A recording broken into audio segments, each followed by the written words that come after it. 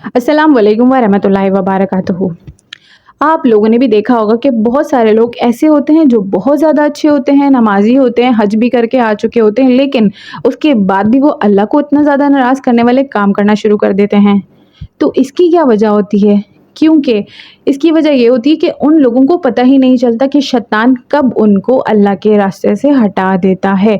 लोगों को मालूम ही नहीं होता कि किस तरह से वो अल्लाह के रास्ते से गाफिल होते चले जा रहे हैं, किस तरह शैतान उनके अंदर घुसता चला जा रहा है।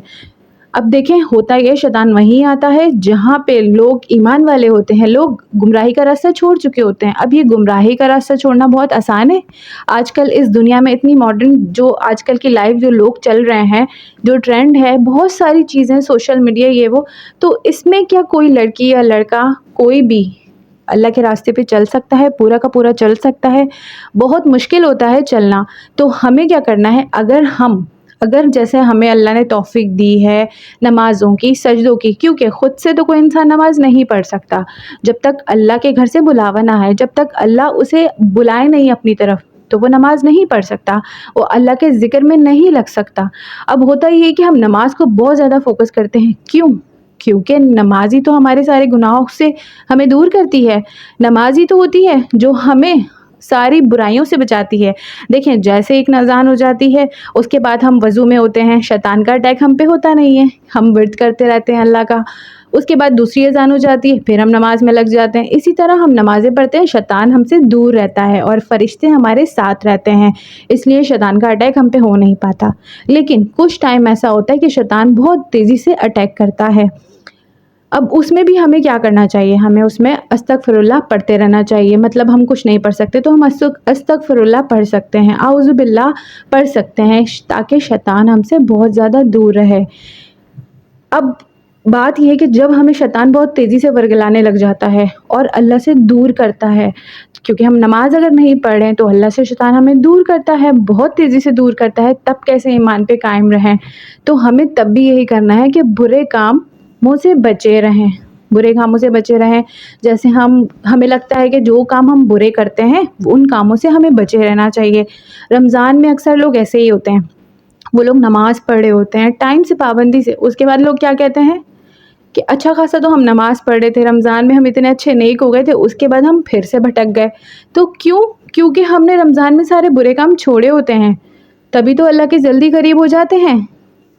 अब होता ये है कि हम आम दिनों में बुरे काम भी कर रहे होते हैं और इबादत भी कर रहे होते हैं। तो ऐसा नहीं करना है। अगर हमें इबादत करनी है तो हमें बुरे कामों से भी बचना है, तभी हम इस पे चलते रहेंगे और हम आखिरी सांस तक तभी कायम रह सकते हैं अल्लाह की इबादत में। मतलब अल्लाह को राज़ी करने में लगे रहेंगे तो आखिरी सांस तक तभी हम रह सकते हैं जब हम बुरे कामों से भी बचें। बुरे काम बहुत सारे होते हैं, शैतान बहुत तेज़ी से अटैक करता है हम पे, लेकिन जो इंसान ये बात समझ जाए कि शैतान उस पे हमला कर रहा है, वही इंसान सबसे अच्छा है। उसको चाहिए फ़ौरन अपना रास्ता बदल दे, वो फ़ौरन गलत कामों से दूरी इख्तियार कर ले, फ़ौरन अल्लाह के रास्ते पे लग जाए।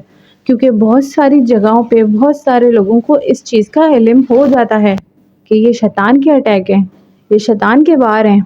तो शैतान बहुत तेज़ी से हमें अल्लाह से दूरी कर देता है और फिर वो तो चाहता ही यही है कि हम अल्लाह से दूर हो जाएँ, हम अल्लाह को नाराज़ करते रहें। और जो हमें जो लज़्ज़त दी है अल्लाह ने, नमाज़ों की, तहज्जुद की, कुरान मजीद की, सजदों की, इन सारी चीज़ों की अगर कोई करोड़ों, लाखों, अरबों रुपए भी दे दे तो हमें ये वाला सुकून और ये वाली दौलत नहीं मिल सकती।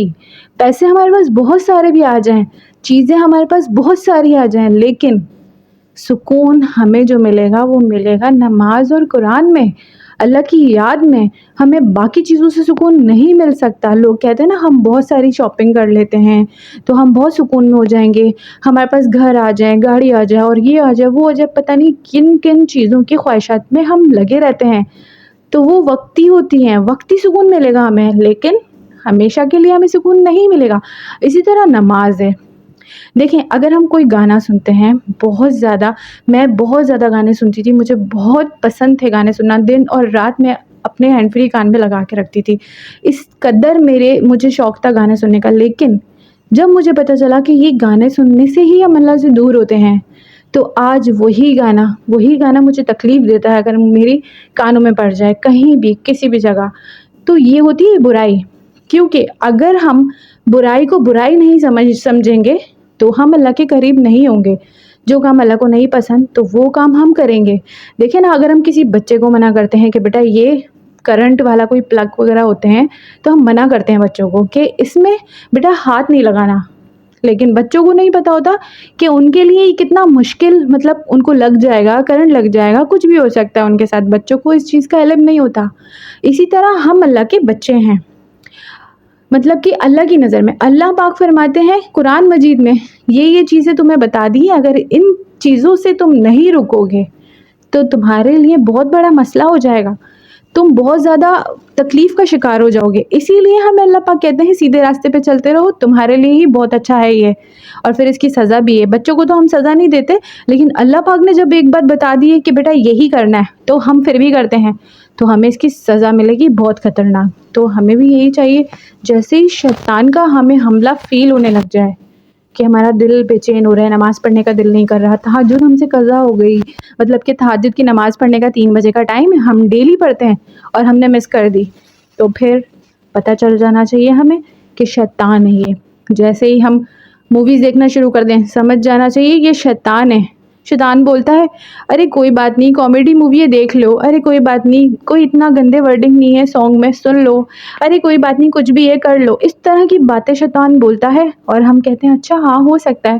لیکن کیا جیسے جیسے اسٹیپ بائی اسٹیپ ہم اللہ کے قریب جاتے ہیں، جیسے ایک نماز پڑھی، دوسری پڑھی، ایک سے پارہ پڑھا، دوسرا پڑھا، ترجمہ پڑھا، اس طرح جاتے نا اللہ کے قریب، تو اسی طرح شیطان واپس بھی سیڑھیاں اترواتا ہے ہم سے، ایک ایک چیز چھوڑواتا ہے، ایک ایک چیز چھوڑواتا ہے اور اینڈ میں لا کے اپنا ہی غلام بنا لیتا ہے ہمیں.